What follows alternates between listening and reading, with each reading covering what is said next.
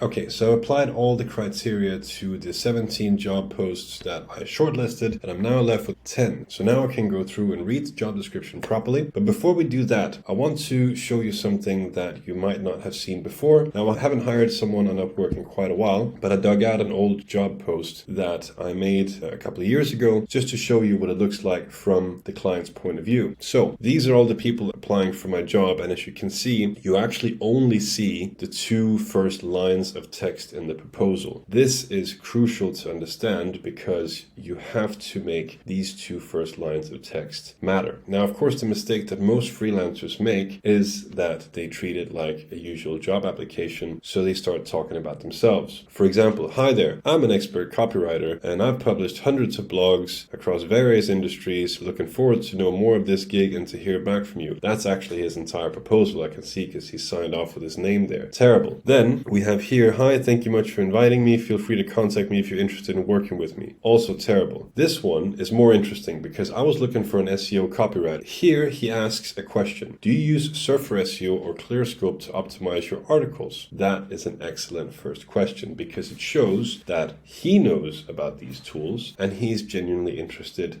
in whether or not I do as well. Here we have another one. I'm an expert copywriter and content writer with SEO knowledge. Another one, thank you for inviting me. Feel free to contact me. And so on and so forth. Hi, thanks for the invitation. I'm a copywriter with 7 years of experience. Now, what you can glean from this is what your competition is like. So notice, for example, that their taglines or their headlines all look the same. Content specialist, digital marketer, SEO specialist, content specialist, SEO specialist, senior content writer, and proofreader, right? There's nothing that grabs your attention there as a client. And then also they all start their cover letters the same way. Hi, I'm this, I've done that. These is how many years of experience I have, blah, blah, blah, blah. Which means there was only one guy that caught my attention, which was this guy who asked an actual specific question that made me want to look at his cover letter and his profile. So that was just to show you what the client sees so that you can use this knowledge for when you apply for the jobs. So let's go back to one of these jobs here, and then we're going to find things that we can open our proposal with before we apply, because that's going to increase the likelihood of them actually caring about our proposal in the first place. Now, these guys make it very easy for us because they've actually put their company here at the top of the job post, and we need someone to post content on the CEO's LinkedIn, so we know that this is the person we need to write to and this is his company. So of course, it would make sense to